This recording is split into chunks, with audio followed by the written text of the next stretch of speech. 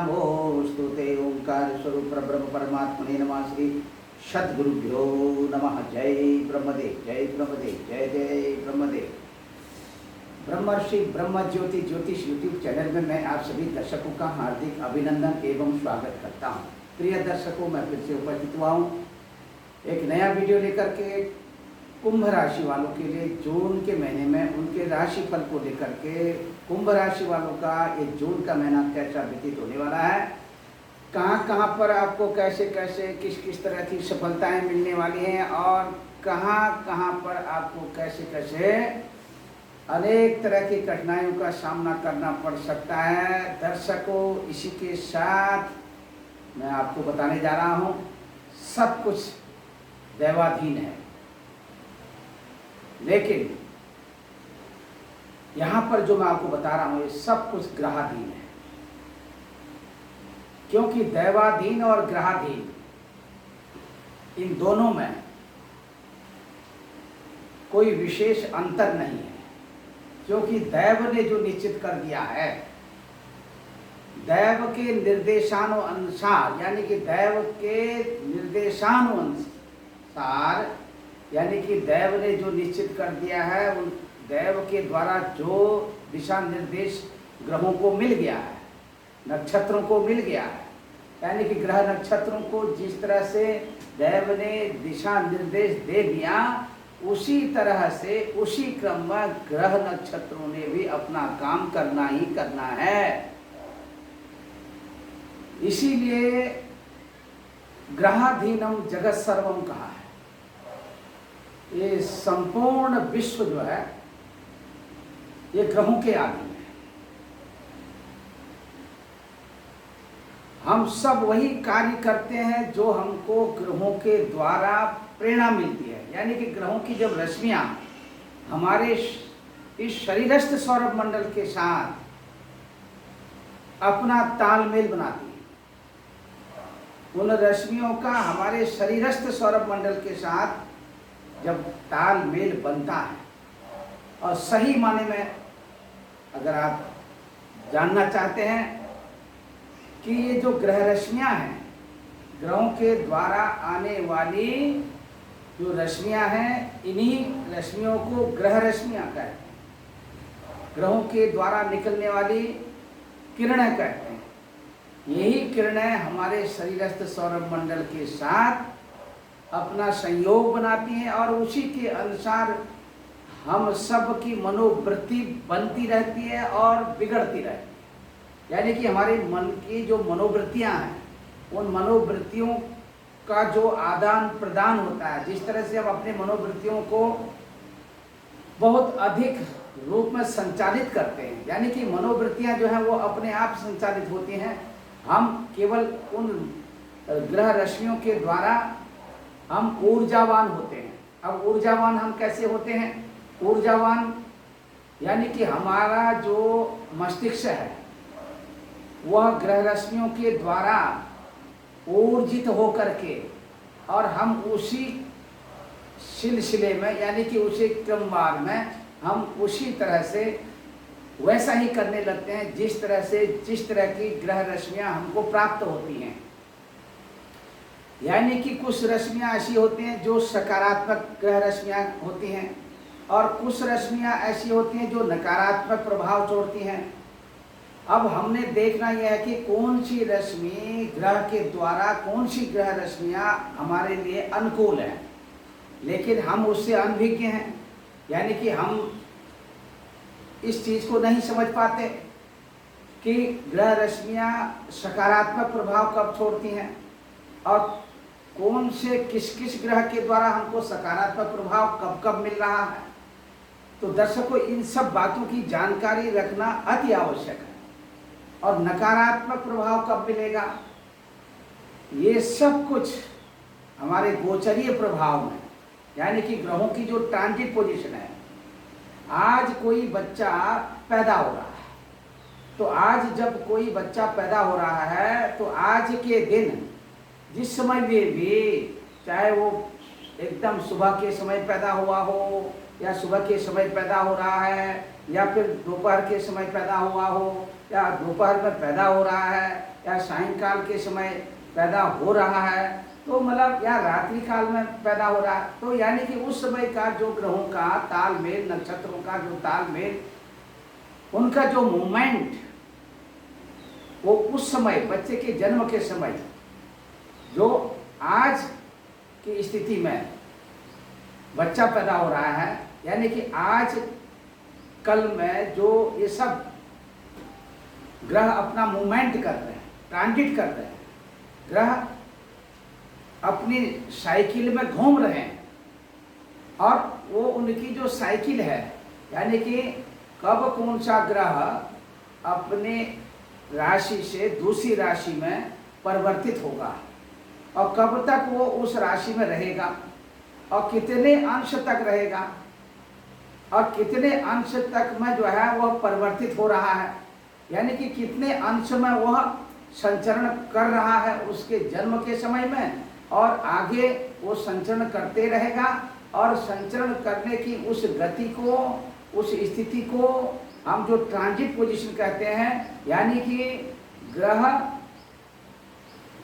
अपनी एक राशि से दूसरे राशि में उसको जाते जाते जो समय लगता है, ये उस ग्रह की चाल पर निर्भर करता है। ग्रह की चाल पर, जैसे चंद्र देवता 2.25 दिन में एक राशि से दूसरी राशि में चले जाते। अब चंद्रमा की जो गति है वो सबसे अधिक गति है ग्रहों में, इसीलिए तो 2.25 दिन में चले जाते हैं। अब उसी तरह से शनि देवता की चाल सबसे कम है, इसीलिए शनि देवता का दूसरा नाम मंद भी पड़ा है। मंद माने शनि देवता, और शनि शनि चलने वाला, शनि शनि माने धीरे धीरे चलने वाला जो ग्रह है उसी को शनिश्चर भी कहते हैं। अब कितना फर्क पड़ा, शनि देवता अपनी मंद चाल में 2.5 वर्ष में जो है वो राशि परिवर्तन करते हैं। जिस राशि में जब वो प्रवेश करते हैं उस राशि में वह 2.5 वर्ष तक रहते हैं, और इसी के साथ 2.5 वर्ष अपना एक राशि में भोग करने के बाद तब दूसरी राशि में प्रवेश करते हैं। तो 2.5 वर्ष का जो है, 2.5 वर्ष यानी कि 30 महीने, 30 महीने तक एक ही राशि में वो संचरण करते हैं। उसी क्रमबद्धता पूर्वक एक राशि में जब 2.5 वर्ष रहेंगे तो उनके चरणों में भी गति उसी तरह से बनती है, क्योंकि एक राशि में 9 चरण होते हैं, एक नक्षत्र में 4 चरण होते हैं। अब एक नक्षत्र में 4 चरण होते हैं, 9 चरणों की एक राशि होती है, 9 चरणों की एक राशि होती है। तो एक चरण का जो संपूर्ण मान है वह 3 अंश 20 कला का होता है, 3-20। अब इसको सीधे तौर पर आप देख सकते हैं, 3-20 6-40 पूरे 10, 13-20 16-40 पूरे 20। इसी क्रम में 23-20 26-40 पूरे 30। फिर इसी क्रम में ये जो स्थिति है, जब संपूर्ण मान 30 अंश का हो गया तो राशि का परिवर्तन अपने आप हो जाएगा। अब यहाँ पर चंद्र देवता इस अपने क्रम में यानी 2.25 दिन में राशि परिवर्तन करते हैं, तो चंद्र देवता का जो अपना गति है या उनकी अपनी चलने की जो चाल है वो अपनी चरण वृद्धि यानी कि उतनी तेज रफ्तार से अपने 2.25 दिन में एक राशि से दूसरे राशि में परिवर्तित हो जाते हैं। अब इसी क्रम में सवा दो दिन के इस क्रम में 12 राशियों का भोग करते हुए फिर से अग्रिम राशि में प्रवेश कर जाते हैं। दर्शकों, यहाँ पर सब कुछ इन्हीं ग्रहों की चाल और इनकी अपनी खुद की ढाल, इस पर निर्भर करता है हम सबका भाग्य। बहुत से लोग, हमारे जो विद्वान आचार्य हैं वो भी, और हमारे जितने भी प्राचीन लोग रहे वो सब भी यही सब कहते हुए आए हैं कि भाग्यम फलति सर्वत्र न च विद्या न पौरुष। लेकिन भाग्यम फलति सर्वत्र, सब जगह भाग्य ही फलित होता है। भाग्य जब भाग्योदय हो जाता है तो सर्वत्र भाग्य ही फलता रहता है। न तो उसकी विद्या ही काम आती है और न उसका पुरुषार्थ है। ये भी अपने आप में सही है, लेकिन भाग्योदय कब होता है? यह सब कुछ भी आपकी जन्म पत्रिका में बैठे हुए ग्रह नक्षत्रों के आधार पर ही आपका अपना भाग्योदय होता है कि कौन सा ग्रह कब आपका भाग्योदय करने जा रहा है। क्योंकि प्रत्येक ग्रह का अपने अपने भाग्योदय का समय है। जब वह भाग्योदय का समय आपकी जन्म पत्रिका में वह ग्रह जो भाग्योदय करने वाला ग्रह है, जब वो अपनी साइकिल में, अपनी दशा आदि में, अपनी गोचर में, जब आपके भाग्योदय वर्ष के समीपस्थ आपकी जन्म पत्रिका में ट्रांजिट करते हुए और दशा प्रभाव में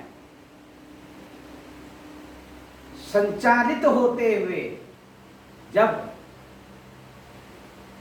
उस समय में अपनी स्थिति में विद्यमान होगा, उस समय भाग्योदय होना प्रारंभ हो जाएगा।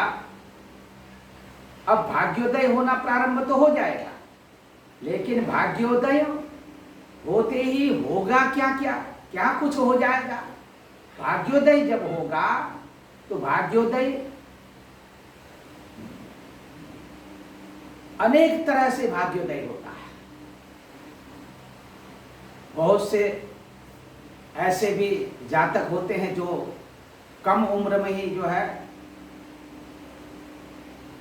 बहुत अधिक सफलता प्राप्त करके और सब कुछ हासिल कर लेते हैं।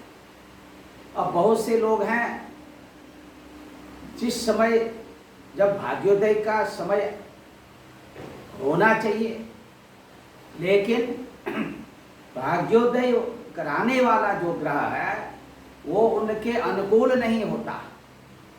उसमें भाग्योदय के उन वर्षों में, जिस वर्ष में उसका भाग्योदय होना चाहिए, और जब न तो प्रारब्ध ही साथ दे रहा है न भाग्य ही साथ दे रहा है, क्योंकि ग्रहों की साइकिल उसके अनुकूल नहीं हो रही है। ये भी जानना अति आवश्यक है।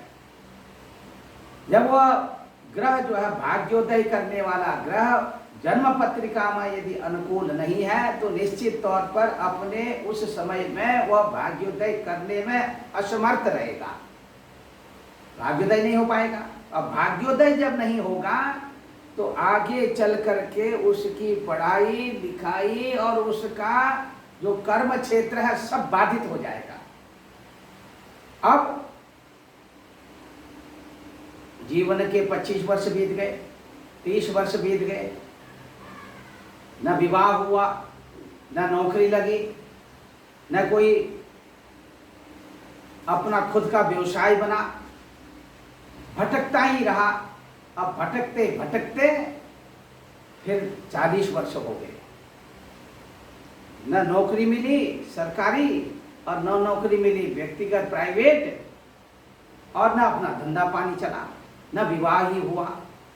बहुत से लोगों के साथ ऐसा हो जाता है दर्शकों, लेकिन हतोत्साहित नहीं होना चाहिए। अपने मनोबल को नहीं गिराना चाहिए। ग्रहों की साइकिल इस तरह की चल रही है, ग्रहों की लीला इस तरह की है, ग्रहों का व्यवधान है, या किसी का कराया है, किसी का करा और कराया, इस तरह के जो तमाम तरह के बंधन होते हैं, ये बंधनों के कारण भी भाग्योदय रुक जाता है। दर्शकों, सब कुछ भाग्य पर निर्भर रहता है, लेकिन भाग्य फलता कब है, इस पर भी बहुत बड़ी एक चर्चा का विषय है। और इस विषय में भी फिर से हम एक नया वीडियो बना करके आप सबके सामने प्रस्तुत जरूर करेंगे। अभी ब्रह्म ज्योति ज्योतिष यूट्यूब चैनल के माध्यम से हम आपको जो आज बताने जा रहे हैं, क्योंकि ये आज का जो वीडियो है ये बहुत ही रुचिकर वीडियो है, सुनने लायक वीडियो है। यदि आप सुनेंगे तो आपको जरूर ज्ञान की प्राप्ति होगी।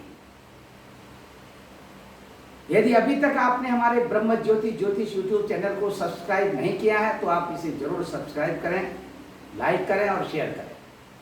शुरू से लेकर अंत तक आप संपूर्ण वीडियो को सुनें। सब कुछ करने के लिए तो समय निकल जाता है, लेकिन ज्ञान से संबंधित बातों को सुनने के लिए समय नहीं रहता है। बहुत बड़ी विडंबना है। यदि सचमुच में आप ज्ञानी होना चाहते हैं, ज्ञान अर्जित करना चाहते हैं, हमारी प्रत्येक वीडियो को सुना करिए। प्रत्येक वीडियो ज्ञानवर्धक वीडियो होती है। इसीलिए दर्शकों, कुंभ राशि वालों के लिए विशेष प्रकार से आपको कहां कहां पर कैसे कैसे किस किस तरह की सावधानी रखनी है इस जून के महीने में, और कैसे आपका भाग्य फलीभूत होता हुआ दिखाई दे रहा है, इस पर भी आप गौर करेंगे। क्योंकि आकाशीय सौरभ मंडल में भगवान सूर्य देव की बात करते हैं। भगवान सूर्य देव से ही हम अपनी वीडियो की शुरुआत भी करते हैं, क्योंकि भगवान सूर्य देव ही जो है ये ब्रह्म स्वरूप है, परब्रह्म पिता स्वरूप है। क्योंकि ये समस्त भूमंडल को, समस्त विश्व को अपनी देदीप्यमान किरणों से प्रकाशित करते हैं। केवल भूमंडल को ही नहीं, अपितु समस्त आकाशीय तारामंडल सब भगवान सूर्य देवता के प्रकाश से ही प्रकाशित होता है। आकाश गंगा, जो हम अपने आप में कहते हैं कि आकाश में जो गंगा, आकाश गंगा का नाम दिया हमारे आचार्यों ने। आकाश गंगा में जितने भी ग्रह नक्षत्र तारे आदि हैं, ये सब के सब भगवान सूर्य देवता के प्रकाश से ही प्रकाशित होते हैं। इसीलिए भगवान सूर्य देवता आकाशीय सौरभ मंडल में एक छत्र राज करते हैं। सारे ग्रह नक्षत्र आदि उन्हीं के इशारे पर अपना कार्य करते हैं। क्योंकि भगवान सूर्य देवता साक्षात परब्रह्म स्वरूप हैं। इसीलिए अपने आराध्य देव भगवान सूर्य देवता को प्रणाम करते हुए मैं अपनी वाणी के द्वारा आप सबके लिए यानी कि कुंभ राशि वालों के लिए ये वीडियो बना करके भेज रहा हूं। आशा करता हूं कि ये वीडियो आपको बहुत पसंद आएगी। यदि सही माने में आपको ये वीडियो पसंद आती है तो आप हमारे ब्रह्म ज्योति ज्योतिष यूट्यूब चैनल को सब्सक्राइब करें, लाइक करें और शेयर करें। दर्शकों, भगवान सूर्य देवता इस समय में वृषभ राशि में संचरण कर रहे हैं। सीधे सीधे तौर पर मैं आप सबका ध्यान अपने इस ब्लैक बोर्ड पर ले जाना चाहूंगा। ये जो ब्लैक बोर्ड आप देख रहे हैं, ये 12 खाने 12 कोष्टक वाला जो ब्लैक बोर्ड है, ये यहाँ पर जो हमने ये सब खींच रखा है, आकृति जो बना रखी है, ये ब्लैक बोर्ड आपको ये संपूर्ण ब्लैक बोर्ड इस तरह से नजर आ रहा है। इस पर 12 खाने 12 कोष्टक, ये हमारे ऋषि मुनि आचार्यों ने इन्हें 12 भावों की संज्ञा दी है। यानी कि प्रथम भाव, द्वितीय भाव, तृतीय भाव, चतुर्थ भाव, पंचम भाव, षष्ठ भाव, सप्तम भाव, अष्टम भाव, नवम भाव, दशम भाव, एकादश भाव, द्वादश भाव, इस तरह से द्वादश भाव यानी कि 12 भाव हैं। इन 12 भावों में जिसे अंग्रेजी में कहते हैं फर्स्ट हाउस, हम कहते हैं प्रथम भाव। प्रथम भाव का मतलब हो गया, इस प्रथम भाव की जो है लग्न संज्ञा भी कही गई है। प्रथम भाव की लग्न संज्ञा भी कही गई है। और आपकी जन्म पत्रिका में यदि कुंभ लग्न है और चंद्रदेव वहीं पर विराजमान है, तो आपकी राशि कुंभ राशि और आपका लग्न भी कुंभ लग्न। आपकी राशि कुंभ राशि तो है, लेकिन यहाँ पर लग्न कुछ और कहता है। यानी कि मीन राशि से लेकर के मकर राशि तक की स्थिति विभिन्न भावों में, जिस राशि में भी चंद्रदेव विराजमान होंगे, वो यानी कि उसमें आपके लिए जो मैं वीडियो बना करके भेज रहा हूं कुंभ राशि वालों के लिए, अब आप देख सकते हैं, आप कुंभ राशि का चंद्रमा आपके इन 12 भावों में से कुंभ राशि जहां पर भी विद्यमान होगी, कुंभ राशि का चंद्रमा यानी कि आपकी जन्मकालिक राशि कुंभ राशि ही कही जाएगी। यानी कि कुंभ राशि आपकी यदि पुकारने का नाम भी कुंभ राशि से पड़ता है, तब भी आप हमारे इस वीडियो के द्वारा आप अपनी राशि के राशिफल को सुन सकते हैं और इसे अपने प्रयोग में ला सकते हैं। दर्शकों, यहाँ पर आप कुंभ राशि को इन 12 भाव में यानी 11 का अंक जो है कहीं पर भी आप देख सकते हैं, लेकिन 11 का अंक अगर यहाँ पर है तो आपका लग्न मीन होगा। यानी कि हमारा कहने का मतलब है कि 11 का अंक कुंभ राशि का अंक 12वें स्थान पर 12वें भाव पर है, तो आपकी लग्न क्या होगी? मीन लग्न होगी। मीन लग्न वाले जातक अपनी कुंडली को देखें, यदि कुंभ राशि में चंद्रमा लिखा हुआ है तो राशि आपकी कुंभ राशि 12वें स्थान पर, आपका लग्न निश्चित तौर पर मीन लग्न होगा। लेकिन यहाँ पर मैंने आपको समझाने के लिए, ऐसा भी होता है कि जिसकी चंद्र राशि कुंभ हो और वही कुंभ उसका लग्न भी होता है, उसी के अनुसार उसकी आकृति, उसकी संरचना, उसका स्वरूप, उसका रूप, उसका रंग, उसका आकार, उसका कद, उसकी काठी, सब उसी लग्न राशि के आधार पर बनता है।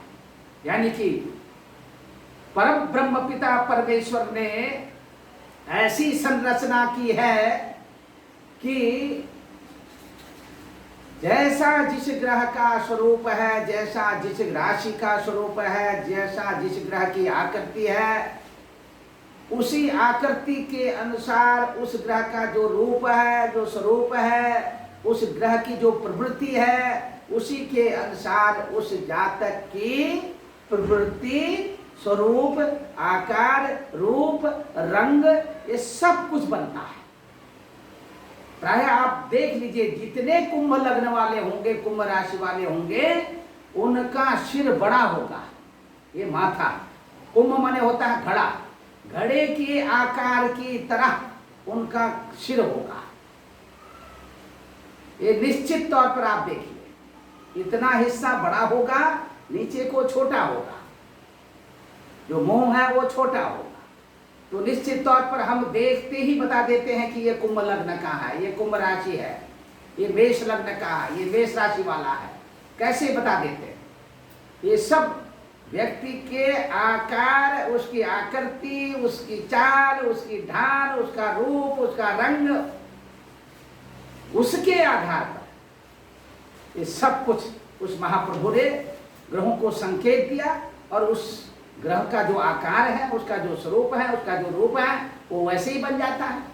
अब आपकी राशि कुंभ राशि है, कुंभ राशि के जो स्वामी हैं वो है शनि महाराज। आपकी राशि के स्वामी शनि महाराज, और शनि महाराज आपकी राशि के स्वामी हैं। अब आप देख सकते हैं कि आपकी राशि से आकाशीय सौरभ मंडल में सूर्य महाराज यानी कि भगवान सूर्य देव वो कहां पर संचरण कर रहे हैं। अब सीधे तौर पर आप देख सकते हैं आपकी राशि कुंभ राशि, आपकी राशि से यानी कि चतुर्थ स्थान पर आपकी लग्न हो, आपकी कुंभ राशि हो, दोनों एक ही हो। आप कुंभ से गिनती कर लीजिए, कुंभ, मीन, मेष, वृषभ यानी चतुर्थ स्थान पर सूर्य देव की स्थिति वर्तमान समय में संचरण कर रही है 14 जून के लिए। 14 जून तक भगवान सूर्य देवता वृषभ राशि में संचरण करते हुए यहाँ पर 15 जून को मिथुन राशि की ओर जाएंगे। यानी कि 15 जून के दिन मिथुन संक्रांति के नाम से जाना जाएगा।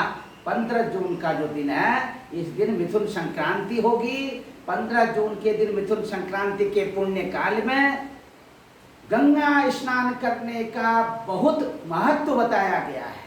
गंगा स्नान के पश्चात तर्पण आदि के माध्यम से अपने पितरों को जल देने का भी विधान है।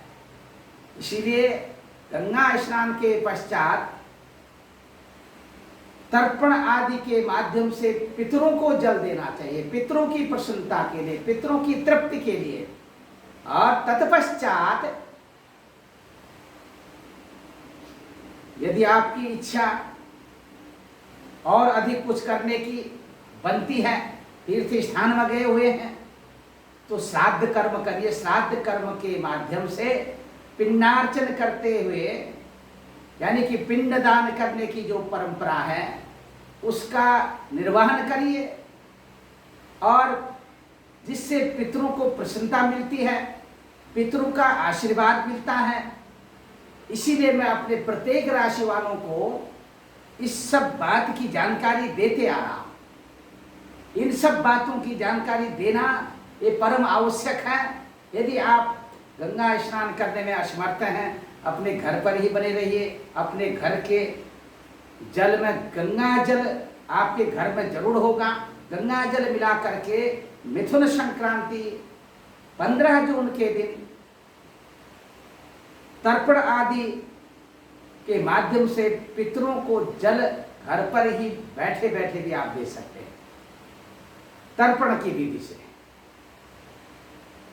यदि आपके जहाँ पर आपका निवास स्थान है, आपके आसपास कोई पवित्र नदियां हैं, उन पवित्र नदियों में जाकर के भी आप ये सब कार्य कर सकते हैं। इसीलिए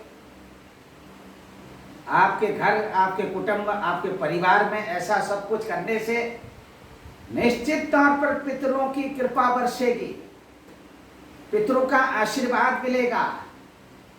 बहुत से लोग कहते हैं कि हमारा अमुक कार्य नहीं हुआ, बच्चा शादी के योग्य हो गया, कन्या विवाह योग्य हो गई है, विवाह नहीं हो रहा है। दर्शकों, बहुत से काम ऐसे बाधित हो जाते हैं पितृदोष के कारण। पितृदोष की निवृत्ति के लिए यदि आप निरंतर संक्रांति के पुण्य काल में ये सब कार्य करते हैं तो आप के घर, कुटुंब, परिवार में जो पितृदोष लगा होता है उससे भी मुक्ति मिल जाती है, छुटकारा मिल जाता है और पितरों का आशीर्वाद मिल जाता है। अनेक तरह के जो कार्य रुके हुए हैं वो रुके हुए कार्य संचालित हो जाते हैं, सब काम होने लग जाते हैं। बहुत से लोग ऐसे हैं जिनका कारोबार नहीं चलता है पितृदोष के कारण, और बहुत से लोग ऐसे हैं जो बहुत सारी रकम अपनी खो बैठते हैं अपने ही इष्ट मित्र बंधु बांधवों को देने से। बाद में उनकी प्रवृत्ति, उनकी नियत बदल जाती है, देने के लिए राजी नहीं होती है। रोज देने की बात कहते हैं, अब देंगे, फिर देंगे, फिर देंगे, लेकिन देते नहीं है। यह भी एक पितृदोष उसमें आड़े आता है। फिर भी दर्शकों, मैं आपको बताऊंगा कि भगवान सूर्यदेव की स्थिति को बताते हुए 15 जून के दिन मिथुन राशि में संक्रमण करेंगे। मनचाहा फल की प्राप्ति आपकी जरूर होगी। इसी के साथ चतुर्थ स्थान में आपकी राशि से सूर्य देवता का बुध देवता के साथ में, यानी कि चतुर्थ स्थान जो है ये सुख का स्थान माना जाता है। चतुर्थ स्थान को सुख स्थान कहते हैं। इस स्थान से चौपाइयों का भी विचार होता है। इस स्थान से आपकी अपनी माता श्री के संबंध में, यानी कि माता के सुख का भी विचार होता है। इष्ट मित्र बंधु बांधवों का और 4 पहियों से संबंधित गाड़ी का भी विचार इसी भाव से होता है। अब जो सब कुछ अपनी डेली रूटीन में प्रयोग आने वाली जो वस्तुएं हैं और माता का आशीर्वाद मिलने से ये सब कुछ सुलभ हो जाता है। एक बहुत रोचक बात मैं आपको बता रहा हूं। इस भाव का संबंध माता श्री से होता है। माता श्री के ही आशीर्वाद से सब कुछ प्राप्त होता है। इसीलिए इससे घर, भूमि, भवन, वाहन आदि सब कुछ माता श्री, पिताश्री के आशीर्वाद से मिलता है। क्योंकि ठीक इससे चतुर्थ स्थान के सामने में 10वां स्थान आप देख सकते हैं। 10वां स्थान, इससे पिताश्री का विचार होता है। बहुत से लोग 9वें स्थान से भी पिताश्री के बारे में विचार करते हैं। यह अपनी अपनी समझ है और कौन कहां से किसका विचार करता है, लेकिन शास्त्र जो कहता है कि 10वें स्थान से पिता का विचार करना चाहिए। और 9वें स्थान, क्योंकि इसे भाग्य स्थान कहते हैं, तो भाग्य की वृद्धि, भाग्य से, भाग्य जो भी ग्रह है उसके भाग्य का जो, उस ग्रह के जो वर्ष होते हैं उसके अनुसार भाग्योदय होता है। इसीलिए भाग्य स्थान से धर्म, तीर्थ आदि के संदर्भ में चर्चा होनी चाहिए, उसके संदर्भ में विचार करना चाहिए। हाँ, इतना है कि 9वें स्थान से भी पिता के संदर्भ में विचार अगर करते हैं तो कोई इसमें अतिशयोक्ति नहीं होगी। इसी के साथ दर्शकों, अब यहाँ पर जो कॉम्बिनेशन बन रहा है चतुर्थ स्थान में, माता श्री का आशीर्वाद जून के महीने में आप लेते रहें। माता श्री के चरणों में चरण स्पर्श करते हुए प्रातः काल के समय सर्वप्रथम माता श्री का आशीर्वाद दीजिए, साथ में अपने पिताश्री का भी आशीर्वाद ग्रहण करें। इससे आपके जून के महीने में आपको मनचाहा फल की प्राप्ति होने वाली है। घर, भूमि, भवन, मकान आदि के क्षेत्रों में ये सूर्य बुध का बुधादित्य योग 14 जून तक के लिए आपके लिए बहुत सारी खुशखबरी लेकर के आने वाला है। इष्ट मित्र बंधु बांधवों के साथ इससे पहले यदि आपके तालमेल बिगड़ चुके हैं, आना जाना बंद हो गया है, न आप जाते हैं अपने मित्रों के यहाँ, न आपके मित्र आपके यहाँ आते हैं, एक बहुत बड़ा दोष है ये भी ग्रहों का। लेकिन जून के महीने में 14 जून के अंदर अंदर की स्थिति ये आपके लिए अनुकूल दिखाई दे रही है। इष्ट मित्र बंधु बांधवों का सहयोग मिलता हुआ दिखाई दे रहा है। नया वाहन खरीदना चाहते हैं तो अवश्य खरीदिए। यह भी एक आपके लिए बहुत जरूरी है। यदि आपकी इच्छा हो और आपके पास खरीदने के लिए लक्ष्य हो तो आप जरूर इस अपने लक्ष्य को, अपने उद्देश्य को पूर्ण करें और आपको माता श्री का, पिताश्री का आशीर्वाद तो मिलना ही मिलना है। इसी के साथ दर्शकों, मैं आपको फिर से बताना चाहूंगा, भगवान सूर्य देवता की चतुर्थ स्थान स्थिति को मैंने दर्शाया। अब इसी के साथ बताऊंगा कि लग्न, यानी कि कुंभ राशि, कुंभ लग्न की स्थिति को देखते हुए, और कुंभ राशि आपकी अपनी राशि है, यहीं पर शनि देवता, शनि महाराज भी विराजमान है। आपका मान, आपका सम्मान बढ़ाने के लिए, आपके रूप, रंग, आकार, स्वरूप, आपकी मानसिकता को बढ़ाने के लिए शनि महाराज जून के महीने में आपके लिए बहुत कुछ लेकर के आने वाले हैं। शासन सत्ता का भरपूर उपयोग करने में प्रकृति का आपको सहयोग मिलने जा रहा है। पद एवं प्रतिष्ठा, बहुत समय से आप प्रयत्नशील हैं कि आपका प्रमोशन हो जाए, आपका पदभार बढ़ जाए, नहीं बढ़ रहा है। कहीं कहीं तो आपके जन्म पत्रिका में ग्रहों का तालमेल अच्छा नहीं दिखता है, लेकिन गोचर में ग्रहों की स्थिति, शनि महाराज आपको पद एवं प्रतिष्ठा देने वाले हैं। अभी तक जो निराशा आपने अपने अंदर धरपकड़ कर रखी है, अब आप उस निराशाजनक स्थिति से बाहर आने वाले हैं। आपको हर तरह से सहयोग मिलने वाला है। मान सम्मान और उच्च पद पर अधिष्ठित, साथ ही साथ यदि आप किसी स्कूल कॉलेज आदि में प्रोफेसर के पद पर कार्यरत हैं तो वहाँ पर भी आपकी पद एवं प्रतिष्ठा का आपको लाभ मिलता हुआ आप अपने नित्य नैमित्तिक दिनचर्या में बहुत अच्छी तरह से मन लगा करके अपनी नित्य नैमित्तिक दिनचर्या को करिए। इससे आपका आंतरिक विकास भी होगा, बाह्य विकास भी होगा और आपका मनोबल भी बढ़ेगा। आपका मनोबल बढ़ेगा, मनोबल इसीलिए बढ़ेगा क्योंकि आपको ग्रहों का सकारात्मक प्रभाव मिलने जा रहा है।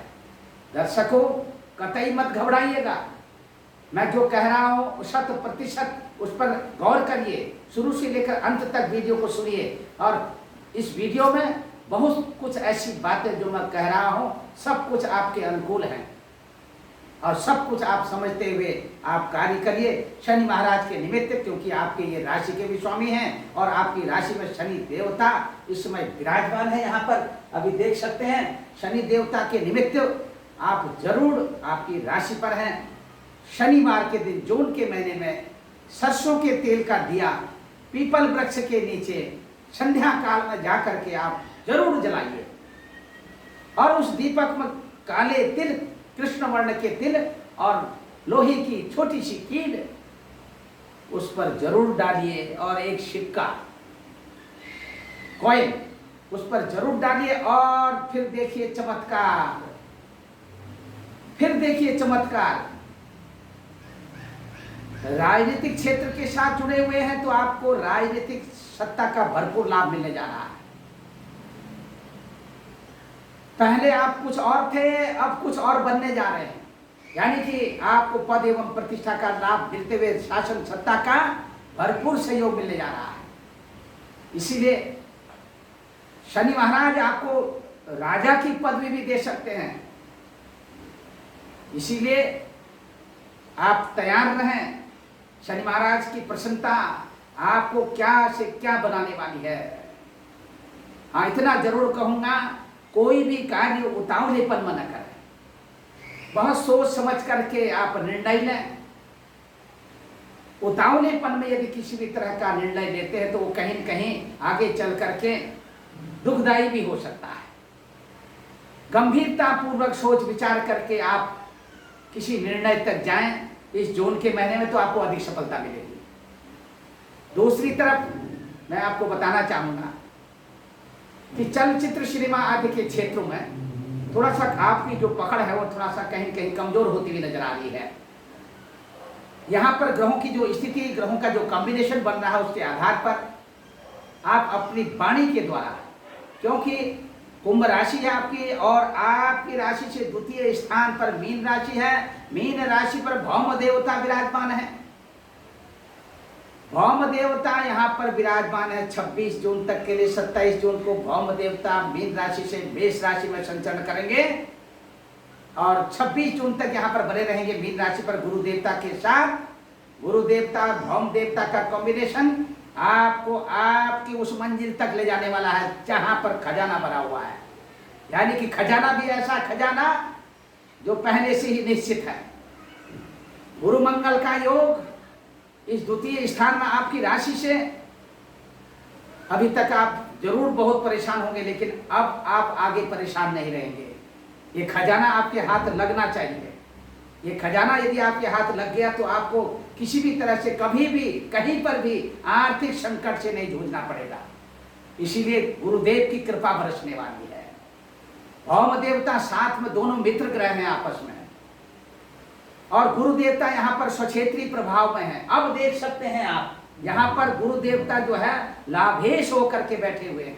लाभ स्थान में धनु राशि है, देख सकते हैं ये लाभ स्थान है। 11वां स्थान जो होता है भाव, 11वां भाव, इसे लाभ भाव कहते हैं। लाभ भाव के स्वामी भी गुरु देवता द्वितीय स्थान में, और द्वितीय स्थान में बहुत ही अखंड साम्राज्य की स्थापना होने जा रही है। देखिए, घर भूमि भवन आदि के क्षेत्र, घर कुटुंब परिवार आदि के क्षेत्र में बहुत कुछ शांति की स्थिति बनने वाली है। दर्शकों, आपकी वाणी में पवित्रता के लक्षण दिख रहे हैं। कुंभ राशि वालों के लिए बहुधा ऐसा देखा गया, ज्योतिष शास्त्र में जैसा कहा गया है कि कुंभ राशि वाले, कुंभ लग्न वाले अननेसेसरी अनर्गल मिथ्या भाषण करने वाले होते हैं। लेकिन गोचर में आपको ग्रहों का जो सहयोग सपोर्ट मिल रहा है, और आपकी ये अगर लग्न भी है कुंभ लग्न, तो बल्ले बल्ले है जी, फिर किसी भी तरह की कोई कमी नहीं रहेगी। और इसी के साथ अब बात करते हैं आपके दर्शकों तृतीय स्थान, जो पराक्रम का स्थान है आपकी राशि से अथवा आपकी लग्न से। पराक्रम के स्थान के स्वामी भौम देवता, और मेष राशि यहाँ पर आप देख रहे हैं तीसरे स्थान पर, ये ब्लैक बोर्ड पर भी अपनी नजर जमाई रखें। यहाँ पर जो है मेष राशि में राहु देवता यहाँ पर अधिष्ठित है। मेष राशि में राहु देवता अधिष्ठित हैं, और साथ में शुक्र देवता भी मेष राशि में संचरण कर रहे हैं। शुक्र देवता और राहु देवता का कॉम्बिनेशन, ये योग आपके लिए आपकी स्थिति को, आपके अंदर बल, पौरुष, हिम्मत, वो सब कुछ मिलने वाली है जिसका आपको इंतजार है। दर्शकों, घबराइएगा नहीं। आपके पराक्रम वृद्धि के संकेत छोटे भाई बहनों के द्वारा आपको बहुत अधिक सहयोग मिलने वाला है। इसीलिए आप अपने छोटे भाई बहनों को सहयोग दें तो वो भी नकारा नहीं जाएगा। बड़े भाई बहनों से भी आपको भरपूर सहयोग मिलेगा। यदि आपके बड़े भाई बहन हैं तो निश्चित तौर पर आपको सहयोग मिलने जा रहा है। आपसी सलाह मशवरा करते हुए एक दूसरे का साथ निभाने में प्रकृति का भी भरपूर सहयोग मिलने जा रहा है। इसी के साथ दर्शकों, ये भौम देवता की स्थिति मैंने दर्शाया आपको, तृतीयेश और लाभेश का योग द्वितीय स्थान में आपके लिए मनचाहा फल की प्राप्ति आपको मिलने वाला है। बिल्कुल घबराइएगा नहीं।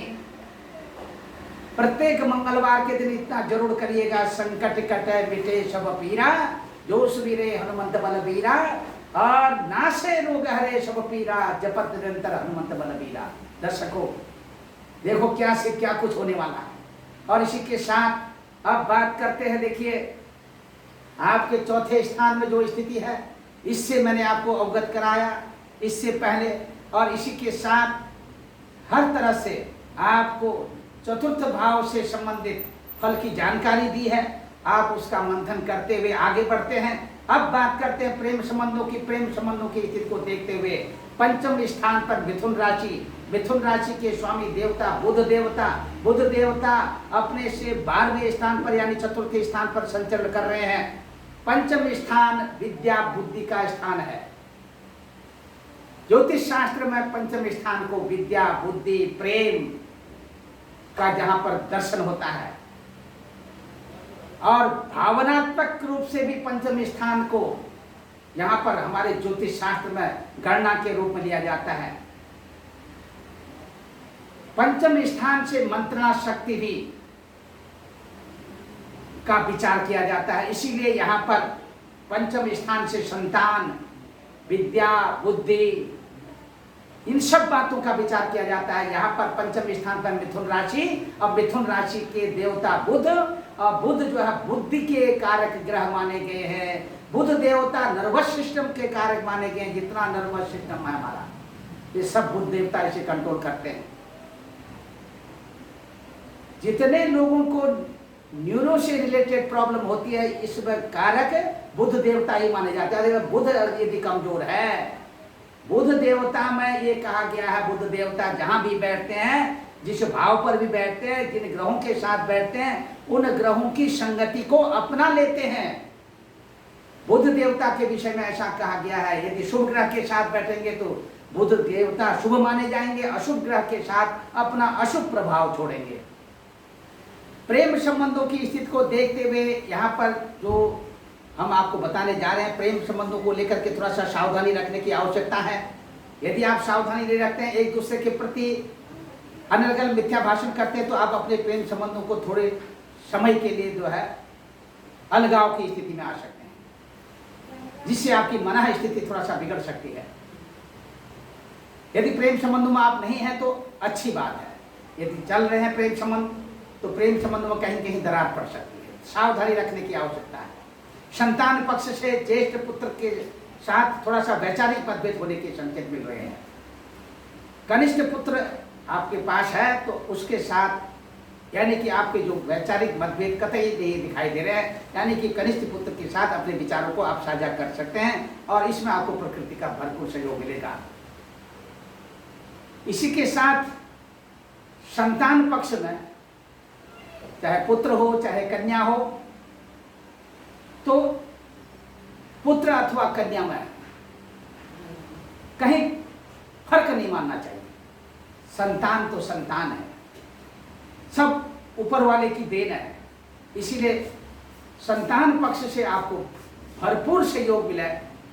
ये मेरी अपनी व्यक्तिगत धारणा भी है कि आपको हर तरह से कन्या से पुत्र से सहयोग मिलता ही रहे, लेकिन गोचर में जो स्थिति बन रही है यहाँ पर भी कतई घबराने की जरूरत नहीं है।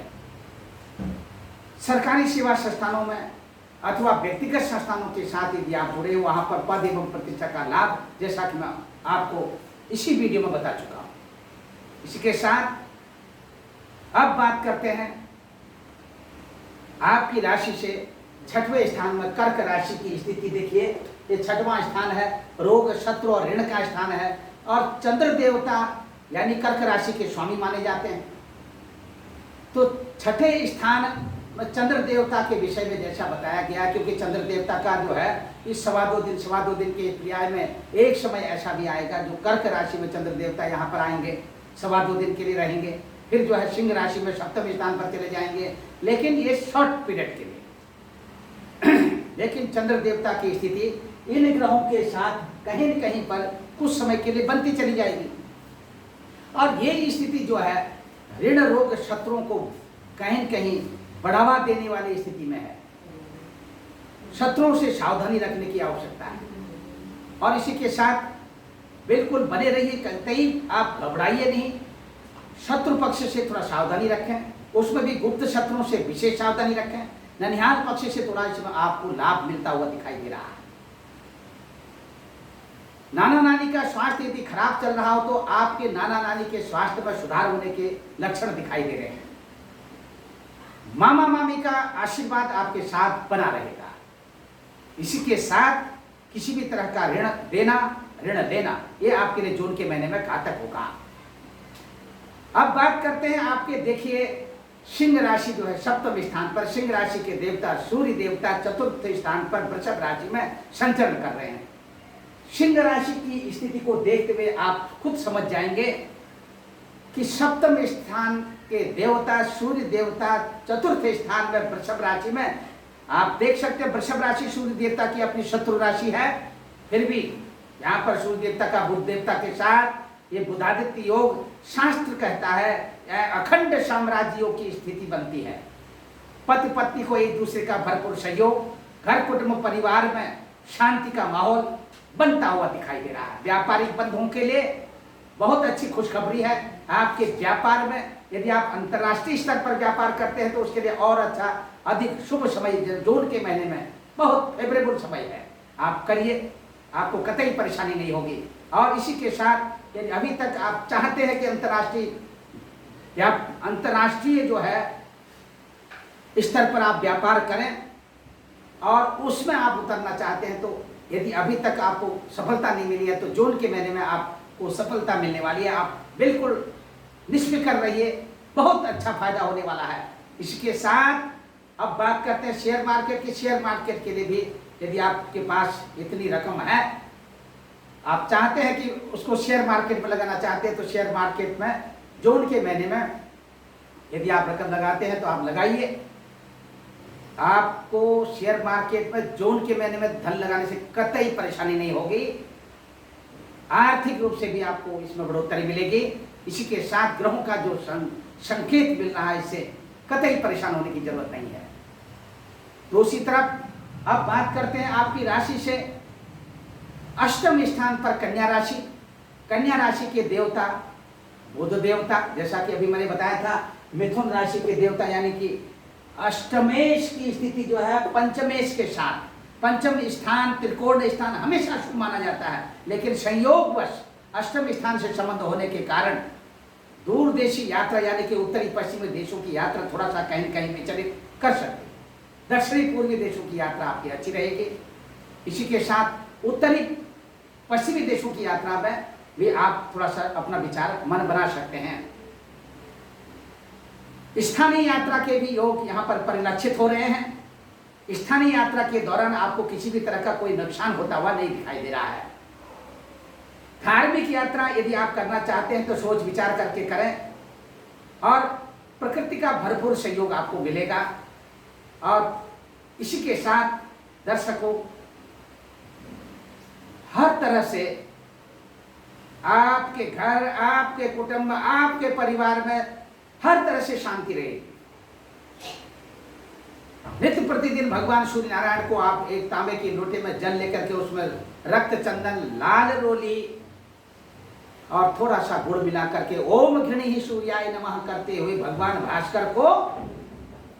भास्कर के 12 नाम है, 12 नामों का उच्चारण करते हुए भी जल दे सकते हैं, अथवा ओम घृणी सूर्याय नमः, या उसके साथ ही साथ ओम रवये नमः, मित्राय नमः, खगाय नमः, पूषणे नमः, ये सब कुछ बोल सकते हैं जितना आपको आता। जल दीजिए, नमस्कार करिए, नित्य प्रतिदिन अपनी दिनचर्या में, अपने प्रयोग में लाइए, जरूर सफलता मिलेगी। आप कतई मत घबराइएगा, हम आपके साथ हैं, हमारा आशीर्वाद आपके साथ है। दर्शकों, इसी के साथ इस महीने का जो आपका लकी नंबर है वो 3 नंबर है और लकी कलर जो है आपका ये है कृष्ण वर्ण यानी काला। इसी के साथ मैं अपनी वाणी को विराम देते हुए फिर से उपस्थित होऊंगा एक नया वीडियो लेकर के। तब तक के लिए मैं अपनी वाणी को विराम देता हूं। दर्शकों, फिर से मैं कहना चाहूंगा, यदि अभी तक आपने हमारे ब्रह्म ज्योति ज्योतिष यूट्यूब चैनल को सब्सक्राइब नहीं किया है तो आप इसे जरूर सब्सक्राइब करें, लाइक करें और शेयर करें। लाइक करने से, शेयर करने से उन सबको लाभ मिलता है, उनका मनोबल बढ़ता है। आपके इष्ट मित्र, बंधु बांधव आदि को यदि आप शेयर करते हैं और वो भी हमारे चैनल को सब्सक्राइब करते हैं, हमारे ज्ञान का उनको फायदा होगा। और किसी को अच्छी सलाह देना, अच्छी राह देना, यही तो हमारी पराकाष्ठा है, यही हमारी सत्यता है, यही हमारी धारणा है। सर्वे भवन्तु सुखिनः, सर्वे सन्तु निरामया, सर्वे भद्राणि पश्यन्तु, मा कश्चित् दुःख भाग् भवेत्। ओम पूर्णमदः पूर्णमिदं पूर्णात् पूर्णमुदच्यते पूर्णस्य पूर्णमादाय पूर्णमेवावशिष्यते। हरि ओम तत्सत्, हरि ओम तत्सत्, हरि ओम तत्सत्। जय ब्रह्मदेव, जय ब्रह्मदेव, जय जय ब्रह्मदेव।